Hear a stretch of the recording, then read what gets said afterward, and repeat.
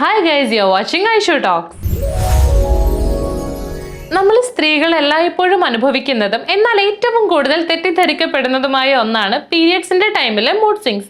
നീ എന്താ ഇന്ന് ഇങ്ങനെ, നിനക്ക് എന്തിനാ ഇന്ന് ഇത്ര ദേഷ്യം വരുന്നത്, എന്തിനാ എല്ലാത്തിനും ഇത്ര സെൻസിറ്റീവ് ആവുന്നത് എന്നുള്ള ക്വസ്റ്റ്യൻസ് നമ്മൾ എല്ലാവരും കേട്ടിട്ടുണ്ടാവും.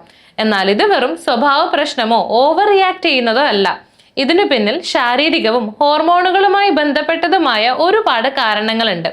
എസ്പെഷ്യലി നമ്മുടെ ബോഡിയിലെ ഹോർമോൺസ് ആയ ഈസ്ട്രജന്റെയും പ്രൊജസ്ട്രോണിന്റെയും അളവിൽ ഒത്തിരി മാറ്റങ്ങൾ വരുന്നുണ്ട് ഈ മെൻസ്ട്രൽ സൈക്കിളിന്റെ ടൈമിൽ. ഇത് നമ്മുടെ ബ്രെയിൻ കെമിക്കലായ സെറട്ടോണിൻ എന്ന് പറയുന്ന ന്യൂറോ ട്രാൻസ്മിറ്ററിന്റെ അളവിനെയും വല്ലാണ്ട് ബാധിക്കും.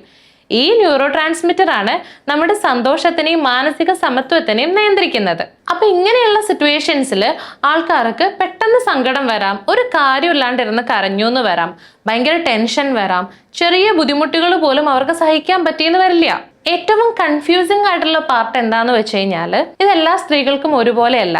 ചില സ്ത്രീകൾക്ക് ഇത് വളരെ ചെറിയ രീതിയിലാണ് അനുഭവപ്പെടുന്നതെങ്കിൽ വേറെ ചിലർക്ക് ഇത് അവരുടെ ഡെയിലി ലൈഫിനെയും അവരുടെ ചുറ്റിനുള്ള റിലേഷൻസിനെയും വരെ അഫക്റ്റ് ചെയ്യുന്ന രീതിയിലേക്ക് എത്താം. ഈ പ്രശ്നങ്ങൾക്കൊക്കെയുള്ള സൊല്യൂഷൻസ് ആണ് ഇപ്പൊ പറയാൻ പോകുന്നത്. ആദ്യം തന്നെ നമ്മുടെ ഉറക്കം ഓക്കെ ആണോ എന്നൊന്ന് ചെക്ക് ചെയ്യുക.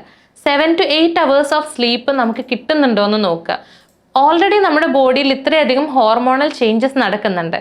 അതിൻ്റെ കൂടെ ഉറക്കം കൂടെ കിട്ടിയില്ലെങ്കിൽ ഈ സിറ്റുവേഷൻ ഒന്നും കൂടെ വേഴ്സ്റ്റ് ആവും. പിന്നെ ഒന്ന്, നമ്മുടെ ഫുഡ്. നമ്മൾ വളരെയധികം പ്രോട്ടീനും ഫൈബറും അടങ്ങിയിട്ടുള്ള ഭക്ഷണം കഴിക്കുക. ജങ്ക് ഫുഡും ഓയിലി ഫുഡും പരമാവധി ഒഴിവാക്കാൻ നോക്കുക. ഇനി ഒത്തിരി ക്രേവിങ്സ് വരികയാണെങ്കിൽ ഡാർക്ക് ചോക്ലേറ്റ് കഴിക്കാൻ നോക്കുക. Dark chocolate is rich in magnesium. അപ്പൊ അത് നമ്മുടെ മൂഡ് സ്വിങ്സിനെ ഒരു പരിധി വരെ കൺട്രോൾ ചെയ്യാൻ ഹെൽപ്പ് ചെയ്യും. ഇനി ചെറിയ രീതിയിൽ എക്സസൈസ് എന്തെങ്കിലും ചെയ്യാൻ പറ്റുമോ എന്ന് നോക്കുക. അതും പറ്റിയില്ലെങ്കിൽ കുറച്ച് നടക്കാൻ ശ്രമിക്കുക. നടക്കുമ്പോൾ നമ്മുടെ മനസ്സൊന്നും കൂടെ കാമാവും. പിന്നെ നമുക്ക് ഏറ്റവും വിശ്വാസമുള്ള ആരോടെങ്കിലും ഇതിനെപ്പറ്റി സംസാരിക്കുക. അത് നമുക്ക് ഒത്തിരി ആശ്വാസം നൽകും. നമ്മുടെ ഇമോഷൻസ് മറ്റൊരാളോട് ഷെയർ ചെയ്യുമ്പോൾ തന്നെ ഒരു പരിധി വരെ നമുക്ക് ആശ്വാസം കിട്ടും. ഇനി ഇതൊന്നും പറ്റുന്നില്ല, ഇത് നമ്മുടെ കയ്യിൽ നിൽക്കുന്നില്ല, എങ്ങനെയും കൺട്രോൾ ചെയ്യാൻ പറ്റുന്നില്ല എന്നൊക്കെയാണെങ്കിൽ ഒരു സൈക്കോളജിസ്റ്റിനെ പോയി കാണുന്നതായിരിക്കും ബെറ്റർ ഓപ്ഷൻ. പിന്നെ എല്ലായ്പ്പോഴും ഓർക്കേണ്ട ഒരു കാര്യമുണ്ട്, ഇതൊരു വീക്ക്നെസ് ഒന്നുമല്ല. എല്ലാ സ്ത്രീകളുടെയും ശരീരത്തിൽ ഹോർമോണൽ ചേഞ്ചസ് കൊണ്ടുണ്ടാവുന്ന ചെറിയ മാറ്റങ്ങളാണ്. അപ്പം നമ്മളോട് തന്നെ കൈൻഡ് ആയിട്ടിരിക്കുക.